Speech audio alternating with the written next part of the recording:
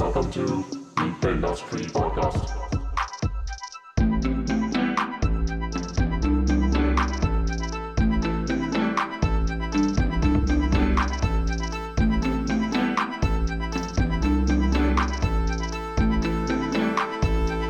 We just came to chill and have fun. Okay, all right. So, how are you, man? It's been Good, long. good. Yeah, it's been long. How's it going? It's Are you going well, safe? going well. Everything is good in Bombay? Yeah, all good. Been safe. Yeah. I am anyway mostly working from home only since I have a Yeah, home studio, so I produce there right. only. So, for me, it's pretty much the same. That's true. Same for me as well. Yeah, Except the that's I gigs. think. Yeah, right. Yeah. So, speaking of that, when did this thing really hit you? um, I think my first impact was in March. We had Okay. like about 4 shows that we were supposed to execute in March, the second half of March, and then suddenly we heard just that all four of them got cancelled in the space of 48 hours. Oh, in such a short span, like immediately all four were cancelled. Yeah, because I think I can't remember what the date was. It was probably um I think just somewhere in the middle of March or maybe like the first week of March, and that's kind of when the government started putting out advisories. Right. And then I think by then it was pretty evident that things are going to get locked down.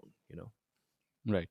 So immediately all the shows were off. And did you have any sort of a clue that it was going to get so serious? I mean, so severe with like a lockdown and everything?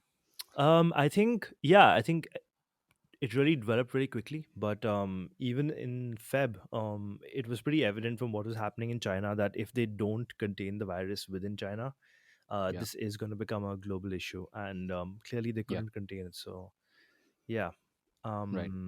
the only question I mean is how what happens next, what Yeah. timelines are we looking at. The India situation is a bit unique compared to everyone else. We don't have the level of healthcare that most countries have, and even developed Right. countries are really suffering at this point. So Right. I think there's pretty much two ways this can go. I think either we can contain infections largely, keep it like somewhere on the 10-20K mark, Yeah. because if we go to the 100K mark, or if we go to what the situation is in the US, then I think that could Yeah. become a serious issue for us. Yeah.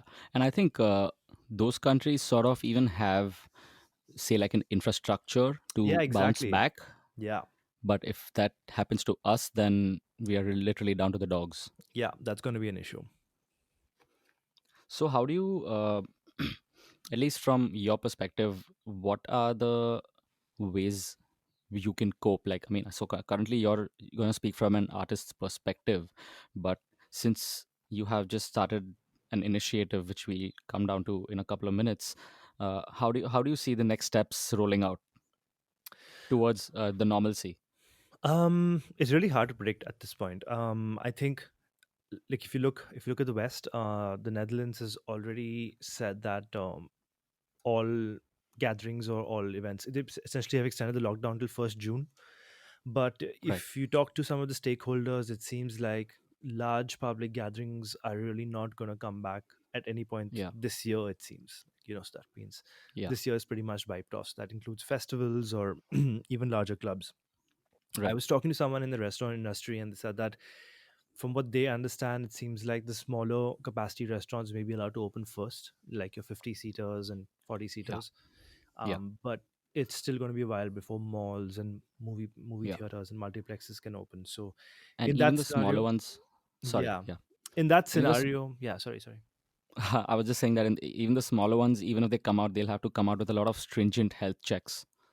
Yeah, I mean, that's what the issue with COVID is, right? Unless you have symptoms, no one can really tell. So Yeah. um there will be health checks, but I think, yeah, it could go either way. But as far as nightlife is concerned, we're really like the lowest on the essential services ladder. So I don't Yeah. Yeah. foresee clubs or gigs coming back, at least in the next 3 months for sure. For sure. Yeah. So, how sort of, I don't know if the counter is the right word for it, but how do you sort of cope with this in indoors, or in not such a public setting, but how do we sort of survive in this climate as artists um and people in the music space? Yeah, I mean, definitely the way for artists is to just keep focusing on doing what they usually do. Um, I was reading an article the other day about someone talking about mentally how they should cope with this, and the best Hmm. way he said is that create a routine, a fixed routine, and stick to it. You know, don't just like laze on your couch and just Yeah, don't stay in your PJs all day. You yeah, know, eating junk food. Try and wake up earlier in the morning, shower. You know, get into a fresh pair of clothes, work out. Treat your work like it's a job. You know, yeah, and that kind of helps keep some structure because otherwise you start losing track of what's happening between days because every day is the yeah, same, right? yeah, So for me, luckily, I have a lot of music to finish working on, so that's the additional time is actually welcome. Couple of yeah. other projects that I've wanted to work on, I've now have the time to work on. We also just launched the India Nightlife Collective, so that's a great now is a great time to devote some energy towards giving back to the industry. That's something I've always wanted to do for a long time. Right.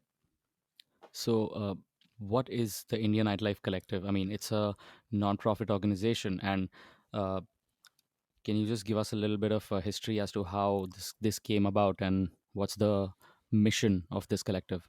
Yeah, so basically, we were talking to Budweiser about wanting to do some streams, and they wanted to make a donation on behalf of every artist to a charity. And initially, the Okay. conversation revolved around one of the bigger funds. It was either the PM Relief Fund or the Red Cross, something like that. And during our discussions, we realized that collectively this is a pretty significant amount of money. And is there a way we can try and keep this within our industry so that we can give it back to people who are affected within our industry, because some of these other funds is you really don't know where the money is going. Yeah. And yeah, we looked around, we couldn't really find a fund that catered to the Indian nightlife industry specifically, so we decided to just start one. And that's really how it came together. um, Okay. so at this point we still need to go through compliance and stuff like that, because everything is shut down, so it's really hard to get anything done. But I think once we're up and running, we're going to have some money from Budweiser, and then we've basically followed the model that a lot of similar funds follow in the West, where we have a Okay. panel of experts from different sectors and stakeholders in the nightlife industry. And Okay. sometime around the middle of May or the end of May is when we Hmm. start accepting applications, which will be completely confidential. So basically, people can apply, Okay. um, and we'll have a very thorough application process and application form. We're also going to start appointing volunteers in every city so that they can kind of go and verify the authenticity of these applications. Yeah. Do the And vetting. then, yeah, exactly. And then once the panel kind of goes through everything, we will start dispensing funds, hopefully in June. Okay. So these funds are targeted towards Yeah, creative people. yes. So essentially, the concept here is to help at risk nightlife workers. So anybody who's Okay. associated with the nightlife industry in India, Okay. everybody from it's not really artist specific at all. It's Okay. actually more support staff specific. Right. Everybody from Okay. sound engineers, light engineers, the guys, sound light guys, bartenders, photographers, Right. security guards, anybody and Right. anybody who kind of depends upon gigs for their income. Yeah. We also trying to stay away from obviously on a case to case basis, but we tend to favor people who don't have a regular salary or a paying job. Right. So You the know, lesser privileged ones. correct, the lesser privileged ones, and also people who, like I said, they really rely on gigs for their income. Yeah. Yeah, Right.